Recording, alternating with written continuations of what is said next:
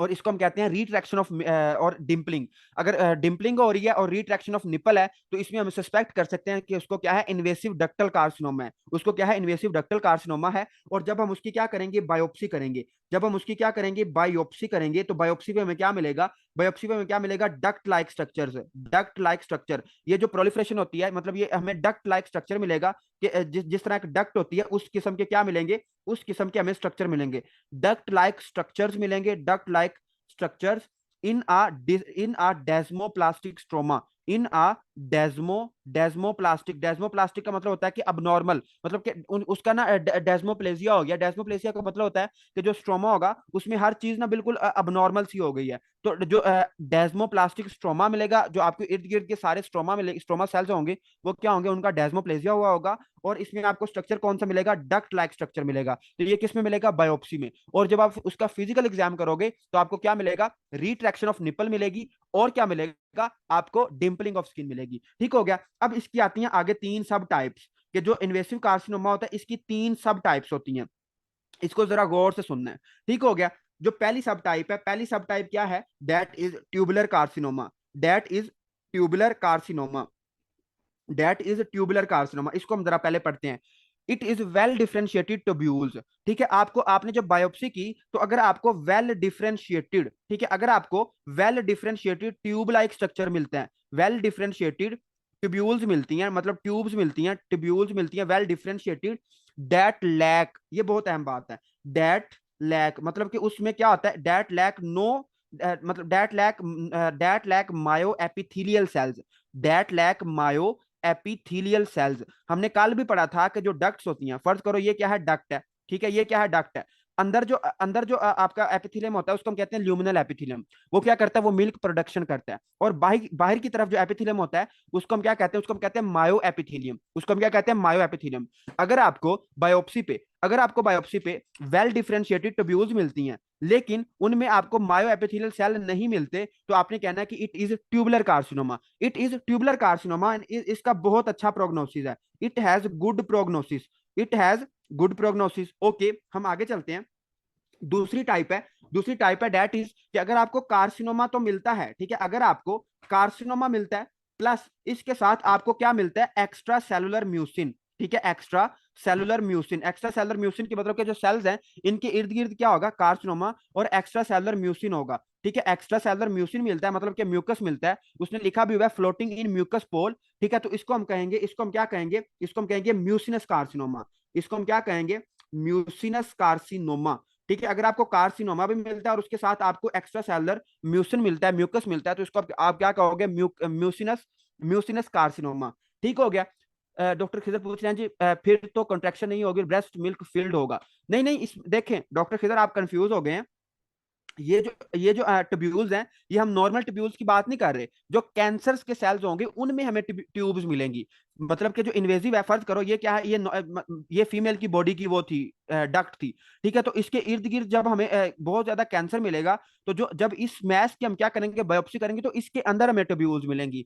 और इसके अंदर हमें सिर्फ ल्यूमिनल सेल्स मिलेंगे। अगर हमें मायो एपिथेलियल सेल्स मिलते हैं तो फिर ये कोई और चीज होगी, फिर ये अपना ट्यूबुलर कार्सिनोमा नहीं होगा। अगर हमें मायो एपिथेलियल सेल्स नहीं मिलते तो फिर हम इसको क्या कहेंगे कि it is tubular carcinoma. It is tubular carcinoma. और अगर हमें कार्सिनोमा मिलता है और उसके साथ आपको एक्स्ट्रा सेलुलर म्यूसिन मिलता है, तो इसको आप क्या कहोगे, म्यूसिनस कार्सिनोमा। और ये किन में होता है, it occurs in older women. ये जो ओल्डर वुमेन होती हैं उनमें ज्यादा होता है, ओल्डर वुमेन में ज्यादा होता है। और इसका भी क्या है, गुड प्रोग्नोसिस है। मतलब अगर हम इसको ठीक कर सकते हैं, इसका भी क्या है, गुड प्रोग्नोसिस है। उसके बाद तीसरे नंबर पे है जी मेड्यूलरी कार्सिनोमा। तीसरे नंबर पे क्या है, मेड्यूलरी कार्सिनोमा। ठीक है, तो मेड्यूलरी कार्सिनोमा, इसको जरा हम समझते हैं कि मेड्यूलरी कार्सिनोमा हम किसको कहते हैं। तो मेड्यूलरी कार्सिनोमा में उसने ये लिखा हुआ है कि इसमें हमें क्या मिलेंगे, large high grade cells growing in sheets. Large high grade cells, ठीक है, लार्ज हाई ग्रेड सेल्स। ठीक है, आपको बड़े बड़े हाई ग्रेड सेल्स मिलेंगे, large high grade cells growing in sheets.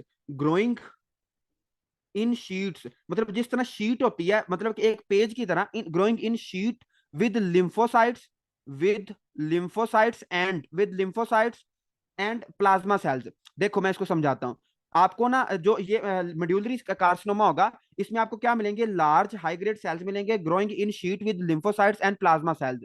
Plasma cells और लिम्फोसाइट्स के साथ अगर आपको शीट्स की शक्ल में हाई ग्रेड सेल्स मिल रहे हैं तो इसको हम कहते हैं मेड्यूलरी कार्सिनोमा। इसको हम क्या कहते हैं, मेड्यूलरी कार्सिनोमा कहते हैं। And it grows as well circumscribed mass that can mimic फिब्रोएडिनोमा।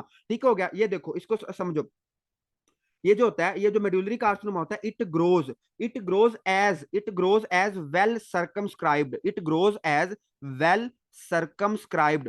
Well circumscribed का मतलब क्या होता है कि इसकी शार्प एजेस होंगी। ये जो कार्सिनोमा होता है मेडुलरी कार्सिनोमा, ये ग्रो करता है कैसे ग्रो करता है, एज वेल सर्कमस्क्राइब्ड मैस। और अभी अभी हम पढ़ चुके हैं कि जो हमें वेल सर्कमस्क्राइब्ड मैस है वो किसमें मिलता है, वो हमें मिलता है जी फिब्रो एडिनोमा में। तो जो ये है, इट कैन मिमिक, मिमिक का मतलब क्या होता है, मिमिक्री, आपको पता है कि उसका मिमिक्री का मतलब क्या होता है, नकल उतारना। तो मिमिक का मतलब क्या होगा कि ये नकल उतारेगा, ये किसके जैसा हमें दिखाई देगा, फिब्रो एडिनोमा का। हम जब उसकी मेमोग्राफी कराएंगे तो हमें ये लगेगा यार इसको ना फिब्रो एडिनोमा है, लेकिन उसको फिब्रो एडिनोमा नहीं होगा। जब हम उसकी बायोप्सी कराएंगे तो हमें क्या पता चलेगा कि इसको तो क्या हुआ पड़ा है, इसको मेड्यूलरी कार्सिनोमा है। इसको क्या है जी, मेड्यूलरी कार्सिनोमा है। और इसका भी क्या होता है, गुड प्रोग्नोसिस होता है। इसका भी क्या होता है, गुड प्रोग्नोसिस होता है। और अगर कोई फीमेल है और उसमें बरसा 1 की म्यूटेशन है, ठीक है, बरसा 1 की क्या है, म्यूटेशन है, तो उसमें इसके चांसेस ज्यादा होते हैं। तो बरसा 1 अगर किसी में है तो उसमें इसके इंसिडेंस क्या होते हैं, ज्यादा होते हैं। उसमें इसके इंसिडेंस क्या होते हैं, ज्यादा होते हैं। और इसका भी क्या है, गुड प्रोग्नोसिस है, मतलब कि हम इसको ठीक कर सकते हैं। उसके बाद आपकी चौथी टाइप है, that is inflammatory carcinoma. Inflammatory carcinoma को हम जरा पढ़ते हैं। इसमें क्या होता है, इन्फ्लामेटरी कार्सिनोमा में क्या होगा कि इसमें आपको, it is caused bye carcinoma in dermal lymphatics. देखो, मतलब कि जो ब्रेस्ट की लिम्फेटिक्स हैं, ब्रेस्ट का जो लिम्फेटिक सिस्टम है, ब्रेस्ट लिम्फेटिक्स अगर वो क्या हो गई हैं, ब्लॉक हो गई हैं, ब्रेस्ट लिम्फेटिक्स अगर क्या हो गई हैं, ब्लॉक हो गई हैं, तो उससे मतलब उनमें, उनकी वजह से अगर वो ब्लॉक है या डर्मल लिम्फेटिक्स की वजह से जो कार्सिनोमा होता है, उसको हम क्या कहते हैं, इन्फ्लामेटरी कार्सिनोमा। तो it is caused by carcinoma in dermal lymphatics, caused by carcinoma carcinoma in due to blockage of breast lymphatics and dermal lymphatics. ठीक है, तो इसको आप बुक से देख लेना, ये बिल्कुल आसान सी बात है। उसके बाद लिखा हुआ है कि it present with inflamed swollen breast, कि आप जो फीमेल होगी वो आपके पास किस तरह आएगी, तो इसकी प्रेजेंटेशन क्या होती है, इसमें आपको क्या मिलेगा, इन्फ्लेम्ड। इन्फ्लेम्ड का मतलब क्या होगा कि जो ब्रेस्ट होगी उसकी क्या होगी, उसकी इन्फ्लेमेशन हुई होगी, वो रेड होगी, वो थोड़ा सा उसका टेम्परेचर भी ज्यादा होगा और वहां पे पेन हो रही होगी। तो inflammation, inflamed swollen breast, inflamed swollen breast. और ये मतलब ये स्वेल क्यों कर रही है, ये जो ब्रेस्ट है ये स्वेल क्यों कर रही है, तो आपने याद रखना है, बुक ने भी लिखा हुआ है कि जो ट्यूमर होता है वो ब्लॉक कर देता है। जो ट्यूमर होता है वो क्या कर देता है, ब्लॉक कर देता है। ट्यूमर ब्लॉक कर देता है, किसको ब्लॉक कर देता है, लिम्फेटिक्स को। तो जाहिर बात है, जब जो हमारा एक्स्ट्रा सेलुलर फ्लूइड है वो लिम्फेटिक्स के थ्रू वापस जाना होता है ना, तो अगर लिम्फेटिक्स हमारी ब्लॉक हो गई है तो क्या होगा, एक्स्ट्रा सेलुलर फ्लूइड बाहर नहीं जाएगा। तो ब्लॉकेज ऑफ लिम्फेटिक्स की वजह से क्या होगा, कि जो ब्रेस्ट होगी वो स्वोलन होगी, जो ब्रेस्ट होगी वो सूजी हुई होगी विद डिस्क्रीट नो मैस। ये बहुत अहम बात है, इसमें ना हमें मैस नहीं मिलता, इसमें हमें मैस नहीं मिलता, इसमें हमें मैस नहीं मिलता। और इट इज मिसटेकन एक्यूट मेस्टाइटिस। देखो मैं आपको ना इसको समझाता हूँ, ये बड़ी इंटरेस्टिंग बात है। इसको हम ना मिसटेकनली एक्यूट मेस्टाइटिस समझ लेते हैं, एक्यूट मेस्टाइटिस समझ लेते हैं। देखो मैं आपको ना इसको समझाता हूँ सारे को।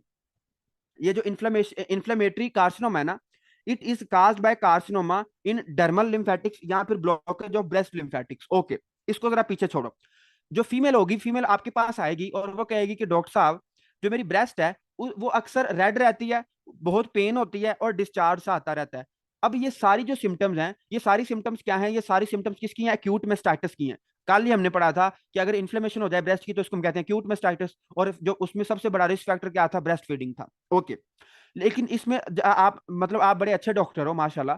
तो जब आपने उसकी फिजिकल एग्जामिनेशन किया तो फिजिकल एग्जामिनेशन पे आपको मैथ्स कोई नहीं मिला, आपको फिजिकल एग्जामिनेशन पे मैथ्स कोई नहीं मिला, और आपने उसको चुप करके एंटीबायोटिक चिपकाई और उसको पेन किलर चिपकाई और आपने उसको घर भेज दिया और 2,000 फीस ले ली। लेकिन वो 1 महीने के बाद फिर आप वापस आती है और वो कहती है कि डॉक्टर साहब बहुत ज्यादा जलन होती है, बहुत ज्यादा मसला हो गया है। तो जब आप उसकी मेमोग्राफी कराओगे तो फिर आपको पता चलेगा कि यार इसको तो इन्फ्लेमेटरी कार्सिनोमा हो गया है। तो यही उसने बात बताने की कोशिश की है कि मोस्टली जो डॉक्टर होते हैं वो इसको एक्यूट मेस्टाइटिस समझ के मेडिसिन देकर घर भेज देते हैं, लेकिन उनको बाद में पता चलता है कि ये तो बड़ा खतरनाक बीमारी थी और ये तो कैंसर है। ठीक है, तो आपने अगर कोई एक्यूट मेस्टाइटिस का पेशेंट आता है तो आपने लाजमी उसमें ये चीज ज़हन में रखनी होती है कि इसको कोई कार्सिनोमा ना हो। ठीक हो गया, तो आपने उसकी मेमोग्राफी, अगर आप थोड़े अमीर डॉक्टर हैं या पेशेंट थोड़ा अमीर है तो आप उसकी मेमोग्राफी करा लिया करो। ठीक हो गया, वरना आप उसको एंटीबायोटिक दो और घर भेज दो। तो ये इसका कॉन्सेप्ट था पूरा। अब हम इसको जरा रिवाइज करते हैं 1 मिनट में कि जो हमारा इन्वेसिव कार्सिनोमा है इसमें क्या होता है। ठीक है, तो इसको जरा रिवाइज करते हैं। देखो, गौर करना है, बहुत आसान है। जो इन्वेसिव कार्सिनोमा होता है, मैंने आपको बताया कि इन्वेसिव कार्सिनोमा वो वाला कार्सिनोमा होगा कि जो ट्यूब के अंदर बनेगा, जो डक्ट के अंदर बनेगा, लेकिन वो क्या कर जाएगा, वो बाहर इन्वेड कर जाएगा। अगर वो बाहर इन्वेड कर जाएगा तो इसको हम कहते हैं इन्वेसिव कार्सिनोमा। वो बेसमेंट मेम्ब्रेन को अगर क्रॉस कर जाता है तो इसको हम कहते हैं इन्वेसिव कार्सिनोमा। ओके, अब इसमें हमें एक स्ट्रक्चर मिलता है जिसको हम कहते हैं डक्ट लाइक स्ट्रक्चर। जब हम इसकी बायोप्सी कराएंगे तो इसमें हमें क्या मिलेंगे, डक्ट लाइक स्ट्रक्चर्स मिलेंगे। और इसमें इसकी प्रेजेंटेशन क्या होती है कि इसको हम मेमोग्राफी या जब हम फिजिकल एग्जाम करेंगे तो हमें मैस शार्प मार्जिन मिलेगा। हमें क्या मिलेगा, हमें शार्प मार्जिन मैस मिलेगा, कि एक वेल सर्कमस्क्राइब्ड मैस मिलेगा। ओके, जब उसने आगे बताया हुआ है कि इसको जब हम क्लिनिकली देखते हैं, जब हम इसका फिजिकल एग्जामिनेशन करते हैं, तो फिजिकल एग्जामिनेशन में जो 2 या 2 सेंटीमीटर या उससे ज्यादा का जो मैस होता है उसको हम फिजिकल एग्जामिनेशन से देख सकते हैं, उसको क्लिनिकली देख सकते हैं। और जो मेमोग्राफी है, मेमोग्राफी से हम 1 सेंटीमीटर, उसको 1 सेंटीमीटर या उससे ज्यादा देख सकते हैं। या फिर जो एडवांस ट्यूमर है, ये बस दो बातें हैं कि जो क्लिनिकली है उसको हम 2 सेंटीमीटर से देख सकते हैं, और जो मेमोग्राफी है उसको उसको हम 1 सेंटीमीटर वाले को देख सकते हैं मेमोग्राफी से, उससे ज्यादा। और जो एडवांस ट्यूमर है, एडवांस ट्यूमर क्या कर सकता है, can deform suspensory ligament. Advance tumour can deform suspensory ligament. अब जो सस्पेंसरी लिगामेंट होते हैं वो क्या होते हैं, वो ब्रेस्ट के अंदर होते हैं। वो क्या होते हैं, ब्रेस्ट के अंदर होते हैं, और वो सपोर्ट प्रोवाइड करते हैं, निपल की शेप को मेंटेन करते हैं। अब जो ये कैंसर होगा, ये मैंने आपको डायग्राम में दिखाई है कि अगर ये कैंसर क्या करेगा, इन सस्पेंसरी लिगामेंट को डिफॉर्म कर देगा, उनको खराब कर देगा। जब वो खराब होंगे तो क्या होगा, जब वो खराब होंगे तो क्या होगा, डिम्पलिंग ऑफ स्किन होगी। डिम्पलिंग ऑफ स्किन होगी, जो ब्रेस्ट होगी उसके डिंपल्स, उनको उसको डिंपल पड़ना शुरू हो जाएंगे, उसमें जो स्किन होगी वो धसना शुरू हो जाएगी। और चूंकि ये जो सस्पेंसरी लिगामेंट है ये निपल की शेप को मेंटेन करते हैं, तो जाहिर बात है जब ये सस्पेंसरी लिगामेंट नहीं रहेंगे तो क्या होगा, जो निपल होगा वो रिट्रैक्शन, उसकी निपल की रिट्रैक्शन हो जाएगी। ओके, तो आगे मैंने यही बात लिखी है कि जो डिफॉर्मेशन इन सस्पेंसरी लिगामेंट है इसमें क्या होगा, डिम्पलिंग ऑफ स्किन होती है, और क्या आता है, रिट्रैक्शन ऑफ निपल, कि जो निपल होती है उसकी शेप मेंटेन नहीं रहती, वो टेढ़ा मेढ़ा सा हो जाता है। और डिम्पलिंग ऑफ स्किन होती है, जो स्किन होती है ब्रेस्ट के अंदर धसना शुरू हो जाती है। जब हम उसकी बायोप्सी कराएंगे तो बायोप्सी में हमें क्या मिलेगा, डक्ट लाइक स्ट्रक्चर मिलेंगे इन डेस्मोप्लाज्मिक स्ट्रोमा। इन डेस्मोप्लाज्मिक स्ट्रोमा इसकी सब टाइप्स हैं, इसकी 3 सब टाइप्स हैं। पहली सब टाइप है ट्यूबुलर कार्सिनोमा। ट्यूबुलर कार्सिनोमा में आपने क्या याद रखना है कि ट्यूबुलर कार्सिनोमा में हमें क्या मिलते हैं, वेल डिफरेंशिएटेड ट्यूब्यूल्स मिलते हैं। वेल डिफरेंशिएटेड ट्यूब्यूल्स मिलते हैं जिनमें मायो एपिथेलियल सेल्स नहीं होता, मायो एपिथेलियल सेल्स नहीं होता। और इसका क्या होता है, इसका गुड प्रोग्नोसिस है, हम इसको ठीक कर सकते हैं। उसके बाद है कार्सिनोमा। अगर आपको कार्सिनोमा मिलता है और एक्स्ट्रा सेलुलर म्यूसिन मिलता है तो आपने कहना है कि इट इज म्यूसिनस कार्सिनोमा। और डॉक्टर मारिया ने ये क्वेश्चन भी पूछा है कि फ्लोटिंग इन म्यूकस पोल, इसको जरा समझा दें। देखिए, ये क्या है, सेल है, ठीक है, ये क्या है, डिफरेंट सेल्स हैं। ये क्या है जी, डिफरेंट सेल्स हैं, और इनके इर्द गिर्द, इनके दरमियान में क्या है, एक्स्ट्रा सेलुलर स्पेस है। तो एक्स्ट्रा सेलुलर स्पेस में आपको क्या मिलेगा, एक्स्ट्रा सेलुलर फ्लूइड में आपको क्या मिलेगा, बहुत ज्यादा म्यूकस मिलेगा। आपको क्या मिलेगा, बहुत ज्यादा म्यूकस मिलेगा। जब बहुत ज्यादा म्यूकस मिलेगा तो जब आप उसकी बायोप्सी करोगे तो आपको इस तरह लगेगा कि जो आपके कैंसर सेल्स हैं, जो कैंसर वाले सेल हैं, वो तैर रहे हैं, वो फ्लोट कर रहे हैं, वो स्विम कर रहे हैं। किसमें स्विम कर रहे हैं, म्यूकस के पूल में। कि एक म्यूकस का पूल है, ठीक है, एक म्यूकस का स्विमिंग पूल है, और उसमें क्या कर रहे हैं, उसके कैंसर के सेल क्या कर रहे हैं, स्विम कर रहे हैं, फ्लोट कर रहे हैं। तो ये उसने बात बताई थी। उसके बाद है जी मेड्यूलरी कार्सिनोमा। मेड्यूलरी कार्सिनोमा में क्या होगा, लार्ज हाई ग्रेड सेल्स हमें मिलेंगे, ग्रोइंग इन शीट्स। ये सबसे अहम बात है कि हमें शीट लाइक पैटर्न मिलेगा with lymphocytes and plasma cell, with lymphocytes and plasma cells, and they grow as well as circumscribed mass. कि इनका हमें वेल मार्जिन मिलेगा, शार्प एजेस होती हैं इनकी। डेट मिमिक फिब्रो एडिनोमा, ठीक है, जो कि किसको मिमिक करती हैं, फिब्रो एडिनोमा को मिमिक करती हैं। और इस जब हम इसकी बायोप्सी कराएंगे तो फिर हमें पता चलेगा कि यार ये तो मेडुलरी कार्सिनोमा है। और इसका क्या होता है, इसका भी गुड प्रोग्नोसिस होता है। और ऐसी फीमेल्स जिनमें बर्सा 1 की म्यूटेशन है उसमें इसके चांसेस ज्यादा होते हैं। हम आगे चलते हैं, और आगे मैंने आपको बताया कि आपके पास एक फीमेल आती है, आप माशाल्लाह अपनी स्टेथ लगा के गायनी वार्ड में बैठे हुए हो, और आपके पास एक फीमेल आती है और वो कहती है कि डॉक्टर साहब जो मेरी ब्रेस्ट है उसका जो कलर है वो अक्सर रेड रहता है, वहां पे बहुत ज्यादा जलन होती है, जख्म से बने हुए हैं, और क्या रहता है, डिस्चार्ज आता रहता है। तो और कोई मुझे मैस फील नहीं होता, तो बताएं मुझे क्या मसला है। तो अगर आप जल्दी में हो, आप थके हुए हो, तो आप उसको क्या कर दोगे, आप उसको कहोगे कि यार आपको ना एक्यूट मेस्टाइटिस है, आप उसको डिक्लोसाइक्लिन दोगे, ठीक, डिक्लोक्सिसिलिन दोगे, और क्या दोगे उसको, कोई भी पेन किलर चिपकाओगे और उसको घर भेज दोगे। लेकिन आपको क्या चाहिए कि आपको उसको इन्फ्लेमेटरी कार्सिनोमा भी आपने उसका चेक करना होता है। क्यों? क्योंकि जो इन्फ्लेमेटरी कार्सिनोमा है इसमें हमें मैस कोई नहीं मिलता, इसमें जो ब्रेस्ट होती है इसमें हमें मैस कोई नहीं मिलता। तो इसको हम फिर बायोप्सी और मेमोग्राफी से बाद में डिफ्रेंशिएट कर सकते हैं। ठीक है, तो इसको मोस्टली जो डॉक्टर होते हैं वो it mistakenly taken as acute mastitis, इसको हम एक्यूट मेस्टाइटिस समझ लेते हैं, और फिर हमें बाद में पता चलता है कि ओहो ये तो काम खराब हो गया। ठीक हो गया, तो ये इसका सारा एक रिव्यू था। अब मुझे जल्दी से शाबाश सारे बताएं कि आपको invasive lobular carcinoma in situ, sorry ductal carcinoma in situ, और ये जो आपका है इन्वेसिव कार्सिनोमा ट्यूब्स का, ये समझ आ गया? जल्दी बताएं। डॉक्टर निम्रा ने क्वेश्चन किया जी, ब्रेस्ट कैंसर एस्ट्रोजन के हाई लेवल से होता है, तो जो बोस मैन वुमन है उनमें एस्ट्रोजन कम होता है, तो ज्यादा रिस्क उनमें क्यों है?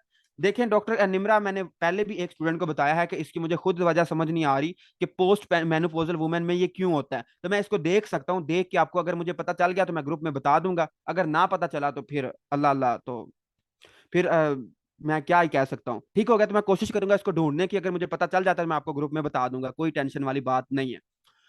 चलें जी, सबको समझ आ चुकी है, हम आगे चलते हैं और अब हम बात करते हैं लोब्यूल्स की। ठीक है, जो लोब्यूल्स हैं, जो लोब्यूल्स हैं, मतलब कि देखो ये क्या है, डक्ट है, और डक्ट के पीछे क्या होता है, लोब्यूल होता है। अगर लोब्यूल, अब हमें पता है कि लोब्यूल के अंदर अगर कार्सिनोमा बनता है, अगर लोब्यूल के अंदर कार्सिनोमा बनता है और वो क्या करता है, वो डोंट इन्वेड, वो इन्वेड नहीं करता, वो इन्वेड नहीं करता बेसमेंट मेम्ब्रेन को, तो इसको हम कहते हैं इन सिचू, इसको हम क्या कहेंगे, लोब्यूलर कार्सिनोमा इन सिचू, इसको हम क्या कहेंगे, इन सिचू, मतलब लोब्यूलर कार्सिनोमा इन सिचू। और अगर वो इन्वेड कर जाता है, अगर वो इन्वेड कर जाता है, तो इसको हम क्या कहेंगे, इसको हम कहेंगे इन्वेसिव कार्सिनोमा, इसको हम क्या कहेंगे, lobular invasive carcinoma, lobular invasive carcinoma कहेंगे। ओके, सबसे पहले हम पढ़ते हैं that is lobular carcinoma in situ, that is lobular carcinoma, carcinoma in situ. ठीक है, तो इसको आपको समझ आ गई होगी कि यार ये क्या है, लोब्यूल्स के अंदर कैंसर बनता है, लेकिन वो बेसमेंट मेम्ब्रेन को क्रॉस नहीं करता। तो इसकी डेफिनेशन क्या है कि it is malignant proliferation, it is malignant proliferation. ये क्या है, मलिग्नेंट प्रोलिफरेशन है। किसकी मलिग्नेंट प्रोलिफरेशन है, it is malignant proliferation of cells, it is malignant proliferation of cells in lobules. किसमें, पहले हम डक्ट्स में पढ़ रहे थे, अब हम किसमें पढ़ रहे हैं, लोब्यूल्स में। तो इन लोब्यूल्स विद नो इन्वेजन, इसमें इन्वेजन नहीं होती, विद नो इन्वेजन, इसमें इन्वेजन नहीं होती, इन्वेजन ऑफ बेसमेंट मेम्ब्रेन, इसमें इन्वेजन नहीं होती, ये सबसे अहम बात है। ओके, अब उसने इसकी शॉर्ट फॉर्म लिखी हुई है कि एल से है जी आपका lobular carcinoma in situ, LCIS, don't produce mass. ये भी जो है ये भी मैस प्रोड्यूस नहीं करता, डोंट प्रोड्यूस मैस, ये भी मैस प्रोड्यूस नहीं करता, डोंट प्रोड्यूस मैस, ये भी मैस प्रोड्यूस नहीं करता। जो हमारा ट्यूब वाला था, जो डक्ट वाला था, वो भी मैस प्रोड्यूस नहीं करता, और ये भी नहीं करता। और इस ये क्या होता है, ये एक्सीडेंटली डिस्कवर हो जाता है। ये क्या करता है, चूंकि इसमें कोई मैस नहीं होता, तो ये एक्सीडेंटली ही डिस्कवर होता है कि कोई फीमेल है, अगर वो मेमोग्राफी कर रही है, या हम उसकी मतलब अगर कोई रूटीन चेकअप के लिए आई है, तो उसमें हमें ये एक्सीडेंटली ये डिस्कवर हो जाता है, वरना हमें इसका पता ही नहीं चलता। ठीक हो गया, तो ये साइलेंट किलर है। और इट इज करेक्टराइज्ड बाय, इसमें हमें क्या क्या चीजें मिलती हैं, इट इज करेक्टराइज्ड बाय हमें क्या क्या चीजें मिलती हैं, इसमें हमें मिलता है डिसकोहेसिव सेल्स लूजिंग ईकडेरिन। ये सबसे अहम बात है। देखो, सबसे पहले तो हर चीज छोड़ो और अपना एक बेसिक कॉन्सेप्ट बनाओ। जो सेल होते हैं ये सेल ना आपस में चिपक के बैठे होते हैं, आपस में चिपक के बैठे होते हैं, और इनकी चिपकने की जो चीजें होती हैं, मतलब इनके जो चिपकने की जो वजह होती है, वो कुछ प्रोटीन्स होती हैं, जिसको हम कहते हैं अडेजिव प्रोटीन्स, जिसको हम क्या कहते हैं, अडेजिव प्रोटीन्स। जो सेल्स होते हैं वो आपस में चिपक के बैठे होते हैं, और इनके चिपकने की वजह क्या होती है, इनके चिपकने की वजह क्या होती है, अडेजिव प्रोटीन्स होती है, कुछ अल्लाह ताला ने अडेजिव प्रोटीन बनाई है। और उनमें एक प्रोटीन होती है जिसको हम कहते हैं ईकडेरिन। ठीक है, जिसको हम क्या कहते हैं, ईकडेरिन। अगर आपने डॉक्टर नजीब का इन्फ्लेमेशन वाला चैप्टर वो लेक्चर सुना हुआ है, तो उसमें उसने ये बताया हुआ है ईकडेरिन और ये सारी चीजें। तो जो ईकडेरिन है, ईकडेरिन क्या है? एडेसिव प्रोटीन है। ये सेल्स को आपस में चिपका के रखती है, आपस में क्या करती है? चिपका के रखती है। तो अगर एक फीमेल है, उसकी जो ईकडेरिन है वो क्या हो गई है? लॉस हो गई है, मतलब वो जो ईकडेरिन है वो खत्म हो गई है, वो तबाह बर्बाद हो गई है। और तो उसमें क्या होगा? उसमें आपको क्या हो जाएगा? उसमें ये मसला होगा कि उसमें एक तो उसको लोब्यूलर कार्सिनोमा इन सिचु है, और इसके साथ उसकी जो ईकडेरिन है वो लॉस हो जाती है। तो इसमें आपको जो सेल्स होंगे वो कुछ किस तरह के मिलेंगे? सेल्स आपको ना मल्टीफोकल मिलेंगे। सॉरी, जो सेल्स होंगे वो डिस्कोहेसिव होंगे।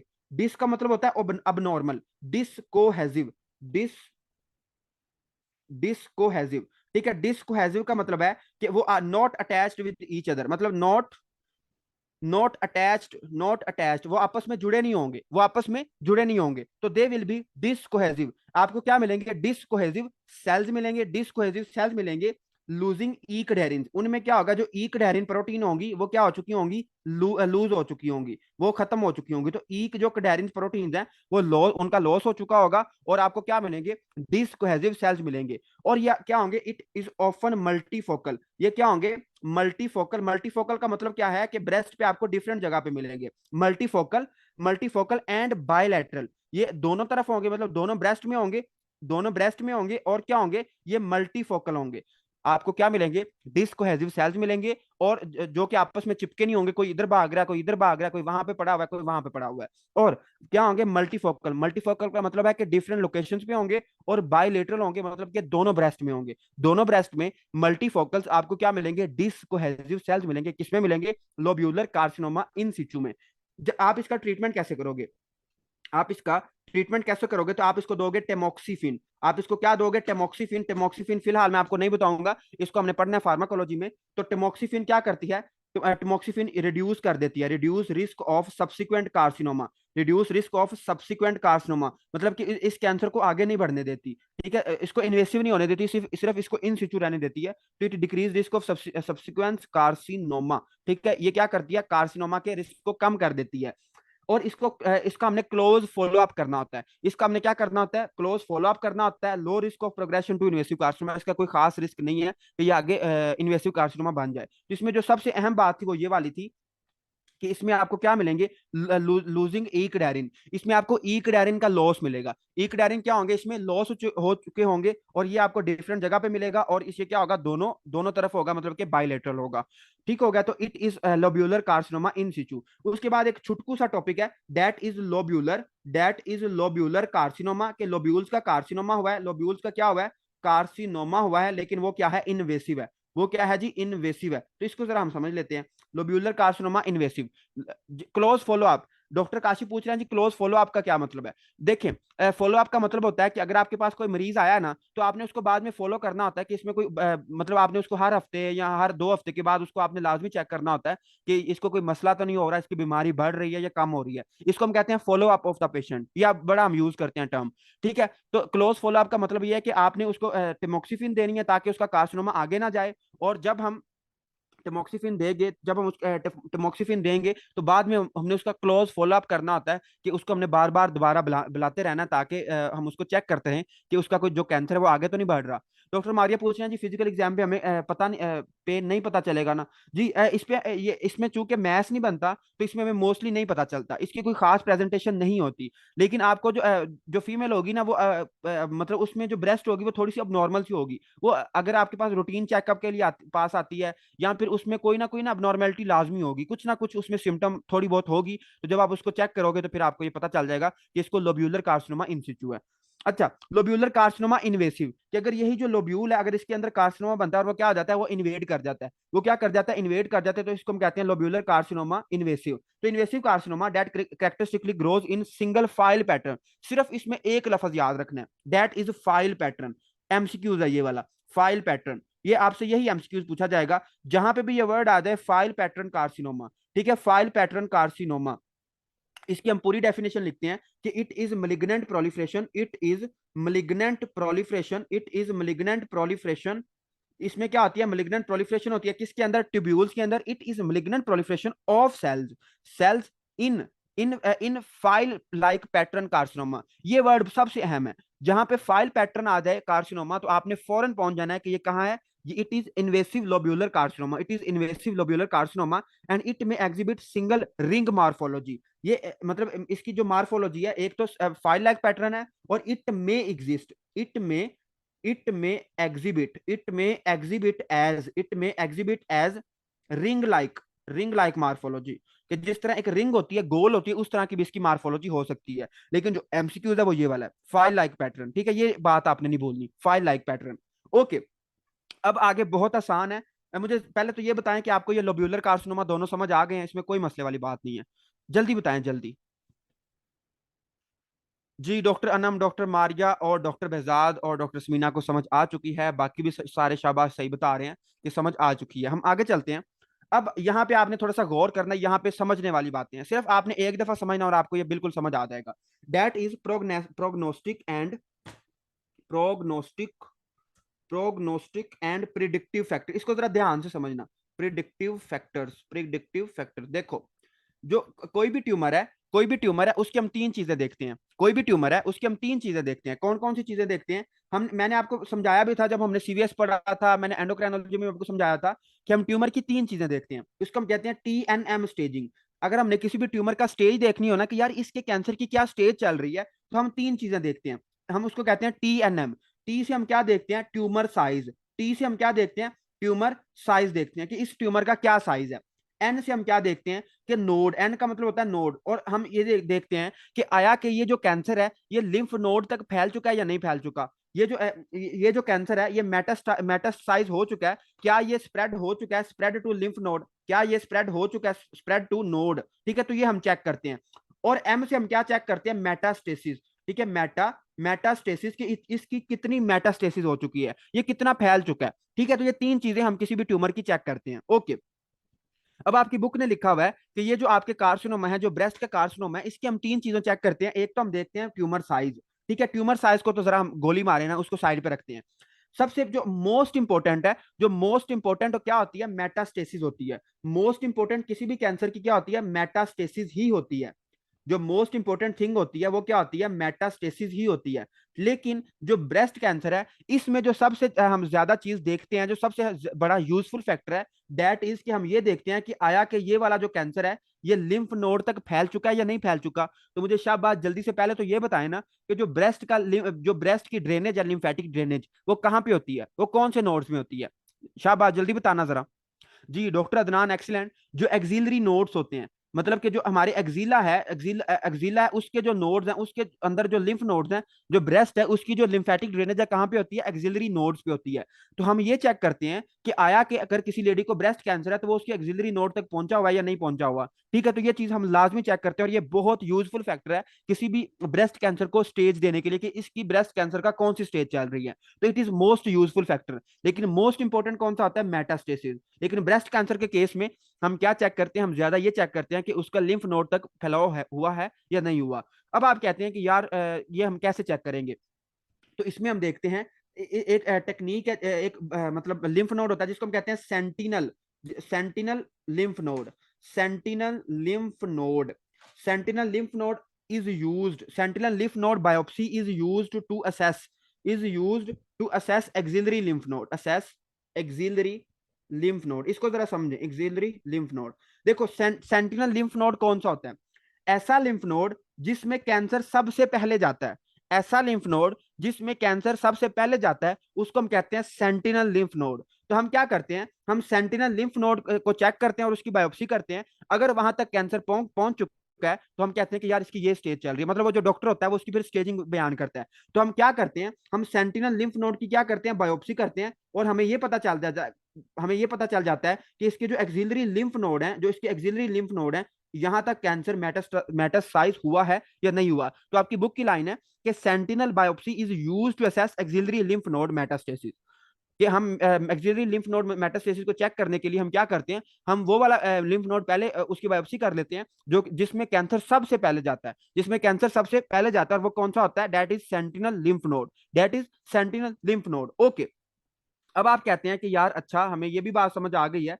अब आप हमें ये भी बताएं। अब यहाँ पे ना गौर करना है, ये बहुत आसान बात है लेकिन यहाँ पे बहुत ज्यादा स्टूडेंट कंफ्यूज होते हैं, तो गौर करना है आपने। देखो, जो पेशेंट होंगे वो दो तरह के होंगे। एक होगा ट्रिपल पॉजिटिव, एक को हम कहेंगे triple positive patient, triple positive patient, और एक क्या होगा ट्रिपल नेगेटिव पेशेंट। अब आप कहते हैं कि यार ये क्या चीज है, ट्रिपल नेगेटिव है और एक ट्रिपल पॉजिटिव है, ठीक है, ट्रिपल पॉजिटिव है और एक ट्रिपल नेगेटिव है। एक मिनट डॉक्टर काशी मैं आपको बताता हूं, पहले आप ये बात समझ लो, ये इंपॉर्टेंट बात है। देखो जो ट्यूमर है, जो ट्यूमर है, अब जो ट्यूमर है अगर तो वो रिस्पॉन्स कर रहा है एस्ट्रोजन, मतलब जो ट्यूमर है अगर उसके ऊपर रिसेप्टर प्रेजेंट है, अगर उसके ऊपर रिसेप्टर प्रेजेंट हैं, किस किस के रिसेप्टर प्रेजेंट हैं, किसके, एस्ट्रोजन के, एस्ट्रोजन के रिसेप्टर प्रेजेंट हैं, और किसके प्रेजेंट है, प्रोजेस्टेरोन के प्रेजेंट है, और एक जीन हम पढ़ते हैं, इस उस जीन को हम कहते हैं HER2 gene, HER, HER2 gene, उसको हम क्या कहते हैं, HER2 जीन कहते हैं, HER2 जीन, या फिर उसको हम क्या कहते हैं, न्यू जीन, HER2 या फिर न्यू जीन, ठीक है। तो अगर उस ट्यूमर के ऊपर ये तीनों रिसेप्टर्स प्रेजेंट हैं, अगर उन उस उम्र के जो अपना पेशेंट है उसके ट्यूमर के ऊपर, उसके जो सेल्स हैं उसके ऊपर ये तीनों जो रिसेप्टर है ये एक्टिव हैं, ये तीनों रिसेप्टर काम कर रहे हैं, तो इसको हम कहेंगे ट्रिपल पॉजिटिव, इसको हम क्या कहेंगे, ट्रिपल पॉजिटिव पेशेंट। और एक ऐसा पेशेंट जिसमें मतलब नो एक्टिव रिसेप्टर, ये वाले जो रिसेप्टर हैं ये एक्टिव नहीं है, नो एक्टिव रिसेप्टर है, मतलब कि हम जो मर्जी कर लें ये रिसेप्टर काम नहीं कर रहे, तो इसको हम कहते हैं ट्रिपल नेगेटिव रिसेप्टर, इसको हम क्या कहते हैं, ट्रिपल नेगेटिव रिसेप्टर कहते हैं, और ट्रिपल नेगेटिव पेशेंट कहते हैं। अब आप कहते हैं कि यार ये क्या चीज है, अब समझ कख नहीं आया हमें, तो अब जरा समझो। देखो हमारे पास दो किस्म के पेशेंट होंगे, जो ट्रिपल पॉजिटिव पेशेंट होंगे उसमें एस्ट्रोजन के रिसेप्टर भी होंगे, प्रोजेस्टेरोन के भी होंगे, या फिर क्या होंगे, HER2 या न्यू जीन के होंगे, ओके। अब हम क्या करते हैं, हम ना एक गेम खेलते हैं, हम अगर एक फीमेल है उसको कैंसर है, हम उसको देते हैं टेमोक्सीफिन, हम उसको क्या देते हैं, टेमोक्सीफिन। अब टेमोक्सीफिन क्या है, इट इज एंटी एस्ट्रोजन, ये क्या है, एस्ट्रोजन का एंटागोनिस्ट है। तो जो टेमोक्सीफिन है ये क्या करती है, एस्ट्रोजन को इनहिबिट करती है, ये क्या करती है, एस्ट्रोजन को इनहिबिट करती है। तो एस्ट्रोजन की वजह से अगर कैंसर हो रहा है तो जो फीमेल होगी वो ट्रिपल पॉजिटिव होगी, मतलब कि उसमें एस्ट्रोजन के रिसेप्टर होंगे। हम उसको टेमोक्सिफिन देंगे, टेमोक्सिफिन देंगे तो क्या होगा, जो एस्ट्रोजन की वजह से मैस बन रहा था वो खत्म हो जाएगा, तो इसका क्या होगा, गुड प्रोग्नोसिस होगा, हम टेमोक्सिफिन से उसको ठीक कर सकते हैं। या फिर हम उसको क्या देंगे, प्रोजेस्टेरोन का एंटागोनिस्ट दे देंगे, जो प्रोजेस्टेरोन है इसका कोई एंटागोनिस्ट दे देंगे। या फिर हम क्या करेंगे, हम एक ना अपना करते हैं ट्रांसटूजुमाब, ठीक है, इसको मैं आगे आपको पढ़ाता भी हूँ। ये जो HER2 जीन होती है ना, ये जो HER2 जीन होती है ये एक प्रोटीन बनाती है जिसको हम कहते हैं HER2 प्रोटीन, ये एक प्रोटीन बनाती है जिसको हम कहते हैं HER2 प्रोटीन बनाती है, ओके।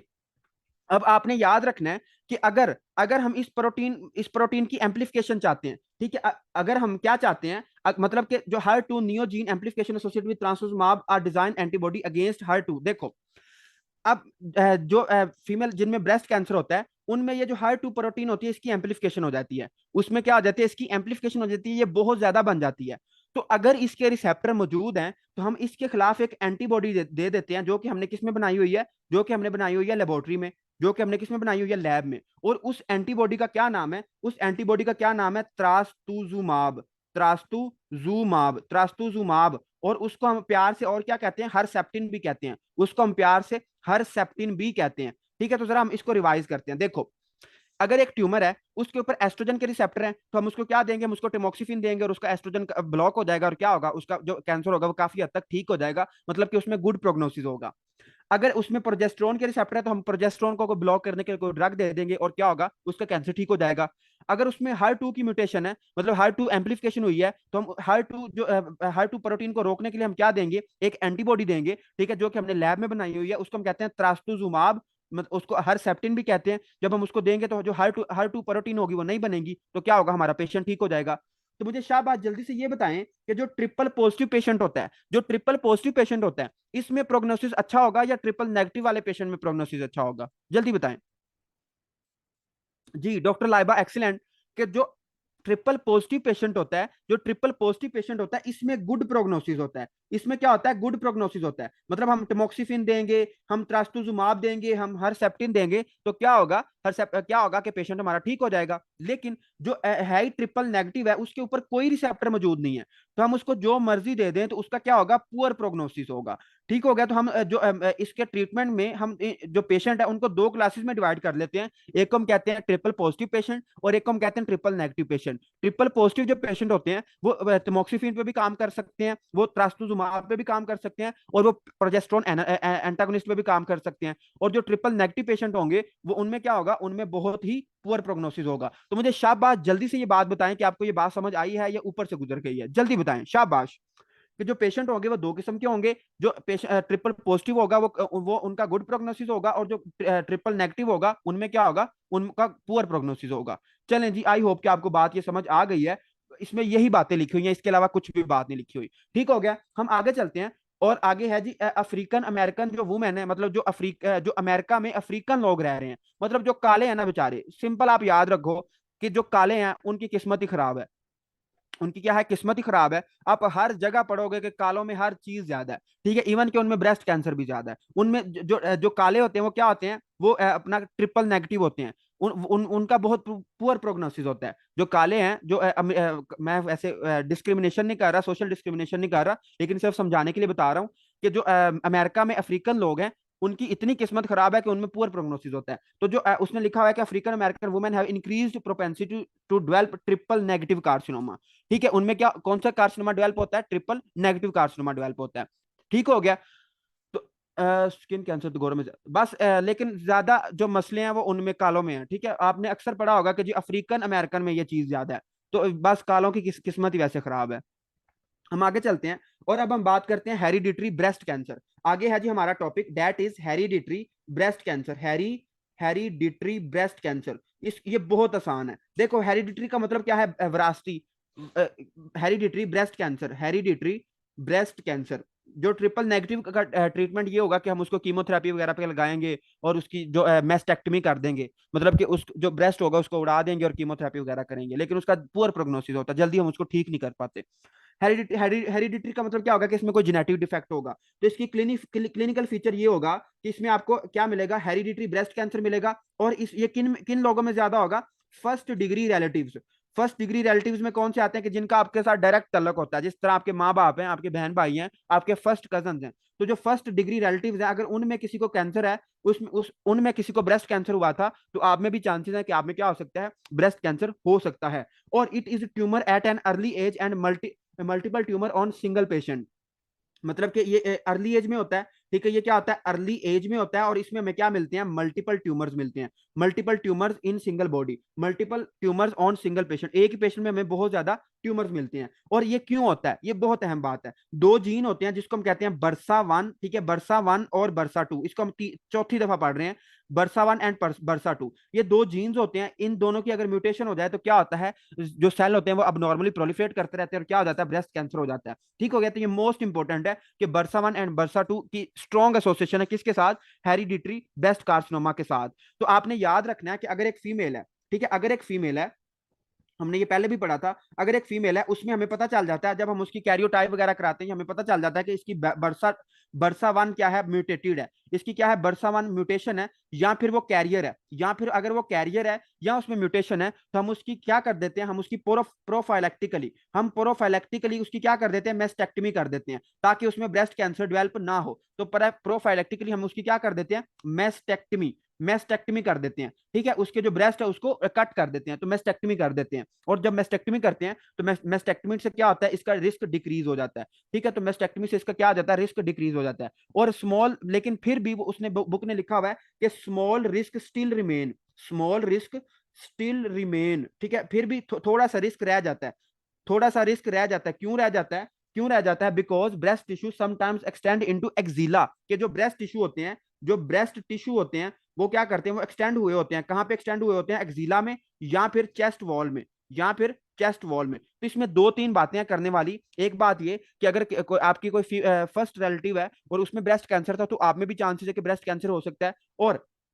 और बरसा वन बरसा टू की म्यूटेशन हो जाए तो आपको क्या हो सकता है, ब्रेस्ट कैंसर हो सकता है। और इस अगर हमें पता चल जाए कि एक फीमेल है उसमें बरसा वन की म्यूटेशन हो गई है या वो कैरियर है, तो उसमें हम प्रोफाइलेक्टिकली क्या कर देते हैं, मेस्टेक्टमी कर देते हैं, ताकि उसका रिस्क कम कर सके। और फिर भी थोड़ा सा रिस्क रह जाता है। रिस्क क्यों रहता है, क्योंकि जो ब्रेस्ट टिश्यू है वो एक्सटेंड हुए होते हैं। कहां पे एक्सटेंड हुए होते हैं, एक्सिला और चेस्ट में। एक्सिला और चेस्ट में वो क्या हुए होते हैं, एक्सटेंड हुए होते हैं। ठीक हो गया, तो ये आसान सी बातें हैं। उसके बाद है जी मेल ब्रेस्ट कैंसर, कि अगर मेल है, अगर एक मेल है और उसमें ब्रेस्ट कैंसर हो जाए, मेल ब्रेस्ट कैंसर, तो आपको मैंने पहले ही बताया कि 99% जो कैंसर होता है वो किसमें होता है, मेल में होता है। लेकिन अगर मेल है और मेल में कितने परसेंट चांसेस होंगे, 1% चांसेस होंगे। जो मेल होगा इसमें ये बहुत रेयर है और ये 1% चांसेस होंगे। और इसकी प्रेजेंटेशन कैसे होगी, जो मेल होगा वो आपके पास किस तरह आएगा, तो इसमें होता है सब एरियोलर मैस, ठीक है, सब एरियोला, ठीक है, जो एरियोला होता है ब्रेस्ट का, उसके नीचे आपको क्या मिलेगा, उसके नीचे आपको एक मैस मिलेगा। तो सबसे पहली प्रेजेंटेशन क्या होगी, सब एरियोलर मैस इन ओल्डर, ठीक है, जो ओल्ड मेल्स होंगे, जो ओल्ड मेल्स होंगे उनमें आपको क्या मिलेगा, सब एरियोलर मैस मिलेगा। और इसकी highest density of breast tissue in males in underneath nipple, ठीक है। देखो इसकी जो हाईएस्ट डेंसिटी होगी, हाईएस्ट डेंसिटी अंडरनीथ, ठीक है, highest density underneath the nipple, underneath the nipple, nipple के नीचे आपको क्या मिलेगी, हाईएस्ट डेंसिटी मिलेगी। दूसरे नंबर पे आपको क्या मिलेगा, मे प्रोड्यूस निपल डिस्चार्ज, जो मेल होगा उसमें निपल से डिस्चार्ज भी आ रहा होगा, मे प्रोड्यूस निपल डिस्चार्ज, मे प्रोड्यूस निपल डिस्चार्ज भी आ रहा होगा। और उसको हाईएस्ट डेंसिटी मिलेगी, कहां पे मिलेगी, निपल के नीचे मिलेगी। मोस्ट कॉमन इज इन्वेसिव, जो मेल होते हैं, मेल में मोस्ट कॉमन कौन सा होता है, इन्वेसिव कार्सिनोमा। कौन सा, इन्वेसिव कार्सिनोमा, इन्वेसिव कार्सिनोमा होता है। Lobular is very rare, lobular rare होता है। और कौन सा होता है, डक्टल वाला होता है, इन्वेसिव डक्टल कार्सिनोमा, डक्ट्स का, ठीक है, डक्ट्स का इन्वेसिव कार्सिनोमा होगा मोस्ट कॉमन। और इसकी एसोसिएशन किसके साथ है, इसकी एसोसिएशन है जी बर्सा 2 के साथ, ठीक है, बर्सा 2। अगर मेल में बर्सा 2 की म्यूटेशन है तो उसमें क्या हो सकता है, उसमें ये हो सकता है, या फिर उसको क्या है, क्लाइन फेल्टर सिंड्रोम है, ठीक है, क्लाइन फेल्टर सिंड्रोम, या फिर बर्सा 2 की म्यूटेशन है, तो उसमें क्या हो सकता है, उसको ब्रेस्ट कैंसर हो सकता है। अच्छा, अब ये तो आपकी पैथोमा खत्म हो गई है, माशाल्लाह आपको मुबारक हो कि जो ब्रेस्ट पैथोलॉजी है वहां से पैथोमा खत्म हो गई है। अब फर्स्ट एड, जब आप फर्स्ट एड खोलोगे तो हमने हर चीज कर ली है, लेकिन एक चीज रह गई है, दैट इज गाइनोकोमेस्टिया। तो इसको जरा जल्दी से कर लेते हैं। देखो गाइनोकोमेस्टिया हम किसको कहते हैं, गाइनोकोमेस्टिया इंपॉर्टेंट टॉपिक है। गाइनोकोमेस्टिया हम कहते हैं कि अगर एक फीमेल है जो सॉरी मेल है, अगर उसमें फीमेल लाइक ब्रेस्ट डेवलप हो जाती है तो इसको हम कहते हैं गाइनोकोमेस्टिया, ठीक है। तो अगर एक मेल है और उसमें फीमेल लाइक ब्रेस्ट डेवलपमेंट हो जाती है, मतलब कि उसकी जो ब्रेस्ट है वो काफी ज्यादा इनलार्ज हो जाती है, तो ब्रेस्ट इनलार्जमेंट को हम क्या कहते हैं, इन मेल्स में अगर ब्रेस्ट काफी ज्यादा इनलार्ज हो जाए तो इसको हम कहते हैं gynaecomastia. It is due to oestrogen, जो ये क्यों होता है, it is due to oestrogen compared with androgen activity, मतलब कि एंड्रोजन के मुकाबले में अगर एस्ट्रोजन ज्यादा हो जाए तो जो मेल होगा उसको क्या हो जाएगा, उसको गाइनोकोमेस्टिया हो जाएगा। अब इसकी ना दो तरह की काजेज होती हैं, एक होगा फिजियोलॉजिकल कॉजेज, इसको हम जरा पढ़ लेते हैं, मतलब कि जो नॉर्मल कॉज क्या होती हैं, फिजियोलॉजिकल कॉजेज क्या होती हैं। आपकी बुक ने हेडिंग्स के साथ नहीं लिखा हुआ, इसलिए इसको लिख लो, इसको लिख लो, जो फिजियोलॉजिकल कॉज है, फिजियोलॉजिकल कॉज में क्या होगा कि न्यूबॉर्न जो बेबी होगा, देखो न्यूबॉर्न बेबी होगा, अगर उसमें जब जब बेबी माँ के पेट में था, तो क्या होगा, न्यूबॉर्न बेबी में अगर माँ के पेट में था तो ड्यू टू प्लेसेंटल एस्ट्रोजन, मतलब देखो माँ में क्या था, माँ में एस्ट्रोजन ज्यादा था, तो अगर प्लेसेंटा के रास्ते अगर न्यूबॉर्न में एस्ट्रोजन आ जाता है तो जो न्यूबॉर्न होगा उसमें क्या हो जाएगा, उसमें गाइनोकोमेस्टिया हो जाएगा। क्योंकि गाइनोकोमेस्टिया क्यों होता है, it is due to high oestrogen. तो जब न्यूबॉर्न होगा प्लेसेंटा के रास्ते, उसको क्या आ जाएगा, उसके अंदर एस्ट्रोजन आ जाएगा मदर से, तो उसको क्या हो जाएगा, गाइनोकोमेस्टिया हो जाएगा। दूसरे नंबर पे अगर एक अडल्ट है, ठीक है, अगर एक अडल्ट है तो उसमें कब होगा, मतलब जो एक प्यूबर्टी वाला पेशेंट है, तो प्यूबर्टी में क्या होगा, अगर एक मेल है और उसमें जो एंड्रोजन है, एंड्रोजन कन्वर्ट होना शुरू हो जाते हैं, एंड्रोजन कन्वर्ट होना शुरू हो जाता है किसमें, एस्ट्रोन में। तो जैसे ही एस्ट्रोन बढ़ेगा तो क्या होगा, उसको गाइनोकोमेस्टिया होगा। और ये किसमें होगा, ये होगा ओबेसिटी में, ओबेसिटी में। अगर एक मेल ओबीज है तो आपने अक्सर देखा होगा कि उनको थोड़ा बहुत गाइनोकोमेस्टिया होता है। It is due to this mechanism कि जो एंड्रोजन होते हैं वो कन्वर्ट हो जाते हैं किसमें, एस्ट्रोन में, और एस्ट्रोन उनको क्या काज करा देता है, उनको गाइनोकोमेस्टिया कॉज करा देता है। और अभी हम तीसरे नंबर पे बात करते हैं कि जो बूढ़े लोग हैं, ठीक है, एल्डरली, ठीक है, जो बूढ़े लोग हैं उनमें गाइनोकोमेस्टिया क्यों होता है, तो आपने याद रखना है कि डिक्रीज टेस्टोस्टेरोन, जो बूढ़े लोग होते हैं इनमें टेस्टोस्टेरोन कम हो जाता है, और मोर फैटी टिश्यू, क्योंकि इनमें फैटी टिश्यू ज्यादा हो जाते हैं और टेस्टोस्टेरोन कम होता है। हमने पढ़ा भी था कि जो टेस्टोस्टेरोन होता है ये क्या करता है, मसल मैस बनाता है। तो जब टेस्टोस्टेरोन कम होगा और फैट ज्यादा हो जाएगी तो क्या हो जाएगा, जो बूढ़े लोग हैं इनमें गाइनोकोमेस्टिया हो जाएगा। अब हम पढ़ते हैं कि यार जो पैथोलॉजिकल कोज है इनकी क्या वजह है, पैथोलॉजिकल कोज, ठीक है, ये तो हमने फिजियोलॉजिकल पढ़ी थी ना, जो पैथोलॉजिकल कोज है इसमें क्या क्या चीजें आती हैं। तो पैथोलॉजिकल में सबसे पहला है लिवर सिरोसिस, लिवर सिरोसिस, मतलब अगर लिवर की क्या हो गई है, सिरोसिस हो गई है, तो उसमें क्या हो सकता है, गायनोकोमेस्टिया हो सकता है। क्यों? क्योंकि आपने एक चीज याद रखनी है, जो एस्ट्रोजन है, एस्ट्रोजन की मेटाबॉलिज्म कहाँ पे होती है, जो एस्ट्रोजन है जब ये अपना काम कर लेता है तो इसकी मेटाबॉलिज्म कहाँ पे होती है, लिवर में। इसकी मेटाबॉलिज्म कहाँ पे होती है, लिवर में। ये बहुत अहम कॉन्सेप्ट है।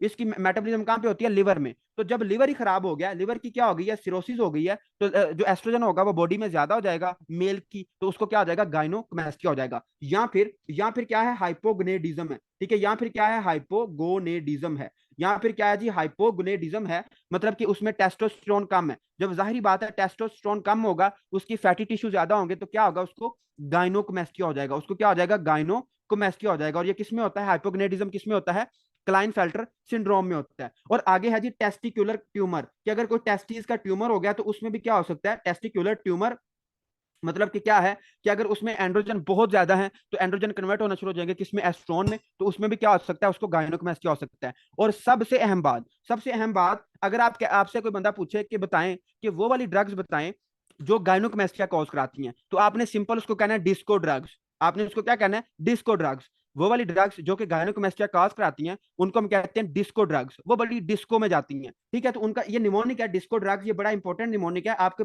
सारी ड्रग्स इसमें कवर हो जाएंगी। इसको हम कहते हैं डिस्को ड्रग्स। डी से आपने क्या याद रखना है, डाइजॉक्सिन। डाइजॉक्सिन, ठीक है, डाइजॉक्सिन। आई से आपने क्या याद रखना है, आइसोनायाजिड। आइसोनायाजिड। एस से आपने क्या याद रखना है, spironolactone.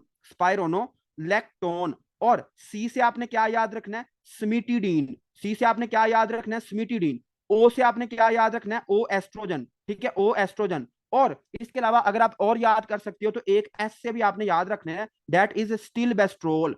That is stilboestrol. That is stilboestrol. तो ये सारी बातें आपने याद रखनी है, ये बहुत इंपॉर्टेंट एमसीक्यूज है। आपका एमसीक्यूज कोई भी मिस नहीं होगा अगर आप ये निमोनिक याद रख लेते हो, कि ऐसी ड्रग्स जो कि क्या कॉज कराती हैं, गायनोकोमेस्टिया कॉज कराती हैं, उनको हम कहते हैं डिस्को ड्रग्स। उनको हम क्या कहते हैं, डिस्कोज ड्रग। उनको हम क्या कहते हैं, डिस्को ड्रग। उसमें क्या आती है, डाइजॉक्सिन आती है, आइसोनाइजिड आती है, स्पाइरोनोलैक्टोन आती है, सिमिटिडीन आती है, और क्या आता है, ओ एस्ट्रोजन आता है, और क्या आता है, स्टिल बेस्ट्रोल आता है। और क्या आता है जी, स्टिल बेस्ट्रोल आता है। ये सारी ड्रग्स का साइड इफेक्ट क्या है, कि ये गायनोकोमेस्टिया कॉज कराती हैं, गायनोकोमेस्टिया कॉज कराती हैं। तो आपके लिए याद रखना बहुत आसान हो गया है। ओके जी।